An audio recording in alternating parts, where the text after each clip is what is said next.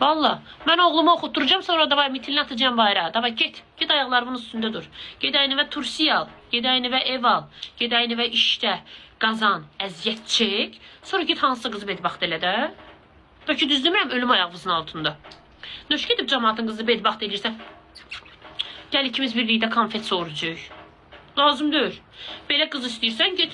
De o kadar xarici qızlar var. Şak şak şuk şuk lak luk luk luk elə eşqivi yaşa, məhəbbətvi yaşa. Sonra gələr dövr çatar. O hansı ki uşaqdan ana eləmək istəyirsənsə, uşaqlarının anasını eləmək istəyirsən, əyni və tursiya ala bilirsən, altında evin, maşının varsa, getir qoy arvad elə. Al. Bəlkə düz demirəm, ölüm ayağınızın altında. Şak şuk şuk şuk eləmək üçün o kadar qızlar var ki dünyada.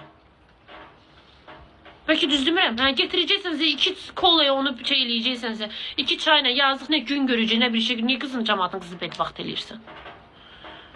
O vaxt mən deyirdim ki, əşi yox. Tek qarnı toxluq olsun. Hindi ama deyirəm, ikisi də olmalıdır. Çünki hindi bəzi ailələrin dağılmaq səbəbi hələ puldur.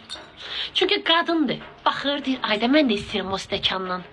Ayda mən də istəyirəm o maşından. Demirəm, gözün yüksəklərdən olsun.